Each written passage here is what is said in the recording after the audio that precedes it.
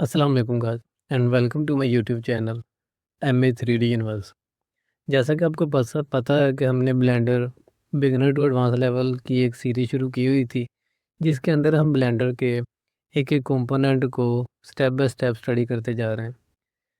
पिछले कुछ वीडियोस के अंदर हमने ब्लेंडर के मॉडिफायर्स को डिटेल में स्टडी किया था। अब हम शुरू करने जा रहे हैं ब्लेंडर की फिजिक्स से रिलेटेड सीरीज़ को।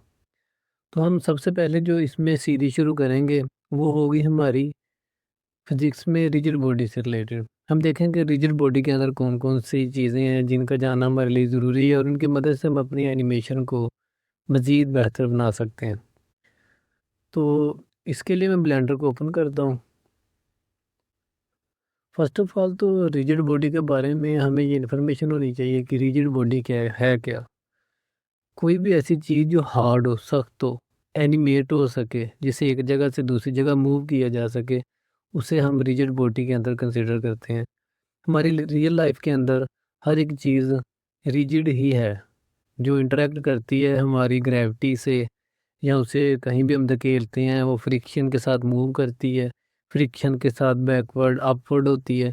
तो ये हर किस्म की रिजिड बॉडीज़ होती हैं।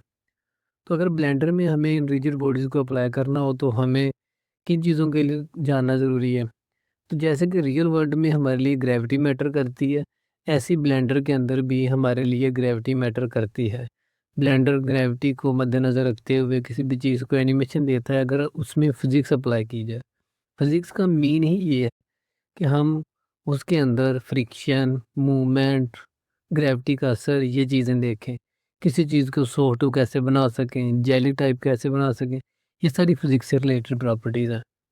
तो हम सबसे पहले जो प्रॉपर्टीज देखेंगे वो हमारी ये होगी रिजिड बॉडी की।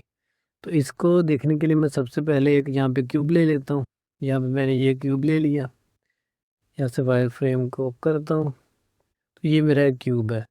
ये जस्ट एक क्यूब है, इस पर कोई एनिमेशन कोई भी चीज़ का इफेक्ट नहीं। अगर मैं एक और क्यूब यहाँ पर ला कर रखूँ, GX से इस तरफ लेके आऊँ, GZ से ऊपर लाऊँ, और अगर मैं इस क्यूब को मूव करना चाहूँ एक जगह से दूसरी जगह, तो ये इसके अंदर से होता हुआ मूव होगा।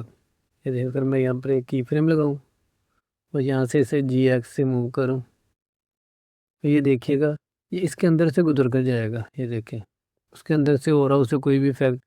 रियलिस्टिक वर्ल्ड में ऐसा नहीं होता। रियलिस्टिक वर्ल्ड के अंदर अगर कोई दो चीज़ें आपस में टकराती हैं तो वो एक दूसरे में से गुजरती नहीं है, बल्कि एक दूसरे को धकेलती हैं, एक दूसरे के साथ टकराव पैदा करती हैं। तो ब्लेंडर के अंदर इसी इफेक्ट को देखना हो, इसी तरह का इफेक्ट जो रियलिस्टिक हो, हमें कैसे अचीव होगा। तो इसके लिए आपने कोई भी मैश ले लेनी है। मैं ये क्यूब ले रहा हूँ। आपने यहाँ पे हमारे मॉडिफायर के ठीक नीचे एक स्टेप को छोड़ने के बाद जो हमारे पास पैनल नज़र आ रहा है वो है फिज़िक्स का। हम इस पर क्लिक करेंगे तो हमें ये कुछ 6 से 7 फील्ड दिखाई देंगे। फोर्स फील्ड है, कोलिजन है, क्लॉथ है, कपड़ा वगैरह जो होता है, डायनामिक पेंट, सॉफ्ट बॉडी हो सकती है, फ्लूइड हो सकता है, पानी वगैरह, रिजिड बॉडी या रिजिड बॉडी कंस्ट्रेंट। हम सबसे पहले जो चीज़ देखेंगे वो इसमें होगी रिजिड बॉडी। ये रिजिड मीन हार्ड, कोई सख्त जिस्म। तो इसे अप्लाई करने के लिए मैं जस्ट इस पर क्लिक करूँगा तो ये इस पर अप्लाई हो जाएगा। अभी हमने कोई भी चेंजेस नहीं किए, कोई भी मज़ीद इसमें मॉडिफिकेशन नहीं की, जस्ट हमने इसे अप्लाई किया और आपने यहाँ से आके प्ले के बटन को क्लिक कर देना। जैसे मैं क्लिक करूँगा तो ये देखिए एनिमेशन इसके अंदर, ये देखें, ये नीचे की तरफ जाना शुरू हो गया। ये नीचे की तरफ क्यों जा रहा है? क्योंकि इस पर हमने एनिमेशन ग्रेविटी लगा दी है। ये जस्ट एक स्पेस के अंदर अकेला पड़ा हुआ है। इसके आस-पास कोई ऐसी चीज़ नहीं जिसके साथ ये टकराव करे या वो इसे रोके। ये जस्ट एक सिंपल क्यूब है। इसके अगर हम देखें कि हमारे पास कौन-कौन सी प्रॉपर्टीज़ हैं, कौन-कौन से इसमें ऑप्शन नज़र आ रहे हैं, तो ये सबसे पहले ये ऑप्शन हमारे पास है टाइप का। टाइप में हमारे पास 2 तरह की टाइप्स हैं, एक है एक्टिव और नेक्स्ट है पैसिव। एक्टिव एक्टिव मीन होता है कोई भी चीज़ जो एक्टिवली किसी भी मोशन में या किसी भी गेम में हिस्सा ले, एक्टिव हो। पैसिव इसके अंदर हम इस चीज़ को लेंगे जो साकन हो, जिस पर रिजिड बॉडी अप्लाई तो हो लेकिन वो मूव ना हो। ये देखिएगा जैसे ही मैं इस पर प्ले के आइकन को क्लिक करूँगा तो ये नीचे की तरफ जाना शुरू हो जाएगा। लेकिन जैसे ही यहाँ पर मैं आकर इसे पैसिव कर दूंगा, पैसिव मीन स्टिक हो जाना एक जगह पर, एक जगह पर रुक जाना, वहाँ से आगे पीछे हरकत नहीं करना उसने अपनी मर्जी से। अगर यहाँ पर आकर इसे मैं प्ले करूँगा तो ये देखें अब ये यहाँ पर ही है, इसमें कोई भी एनिमेशन क्रिएट नहीं हो रही। तो हमारे पास फर्स्ट ऑप्शन जो है एक्टिव का।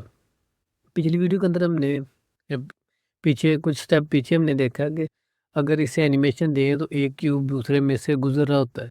लेकिन यही इफेक्ट अगर हम ब्लेंडर में यहाँ पर अचीव करें तो मैं यहाँ पर एक और क्यूब ऐड करता हूँ, इसे जी से नीचे लाता हूँ, ये देखिएगा ये 2 क्यूब हो गए हैं। पहले जब हमने क्रिएट किया था तो ये इसके अंदर से गुजर रहा था, जो नॉर्मली हमने ब्लेंडर के अंदर अचीव किया है। लेकिन अगर हमें फिजिक्स के तौर पर रियलिस्टिक वर्ल्ड में जैसे अचीव होता है वैसे अचीव करना है, इस पर भी हम रिजिड बॉडी अप्लाई करेंगे और इसको कर देंगे पैसिव। तो देखिएगा, और अब हम मैं इसे प्ले करता हूँ, ये देखें ये उसके ऊपर आकर स्टिक हो रहा है, उसके अंदर से नहीं गुजर रहा। ये देखें ये इसके साथ आकर अटैच हो रहा है लेकिन उसके अंदर से नहीं गुजर रहा। अगर मैं इसे थोड़ा सा टिल्ट कर देता हूँ आर एक्स से, इस तरह कर दूँ, इसे थोड़ा सा एस से स्केल करूँ, एस थोड़ा सा इसे मैं कर देता हूँ जी से नीचे, तो ये देखिए अगर अब मैं इसको प्ले करूँगा ना तो ये इससे ऊपर की तरफ ऑनवर्ड मूव हो रहा है, क्योंकि हमने स्केल कर दिया। स्केल को अप्लाई करते हैं तो ये देखिए अब इसके साथ वो ड्रैग होता हुआ नीचे की तरफ जा रहा है। ये देखें ये आएगा और ड्रैग होता हुआ नीचे की तरफ जा रहा है। ये जस्ट हमने ब्लेंडर के फिजिक्स मॉडिफायर को स्टडी किया है कि इसके अंदर हम किस तरह इसे अप्लाई कर सकते हैं, और इसके हमने टाइप को देखा है कि इसकी टाइप के अंदर हमारे पास पैसिव होता है और एक्टिव होता है, और इसकी मदद से हम किस तरह दो क्यूब को या दो चीज़ों को आपस में कोलाइड कर सकते हैं। नेक्स्ट वीडियो के अंदर हम इसकी मज़ीद सेटिंग्स वगैरह को देखेंगे। आज की वीडियो के लिए इतना ही, मिलते हैं नेक्स्ट वीडियो में। खुदा हाफिज़।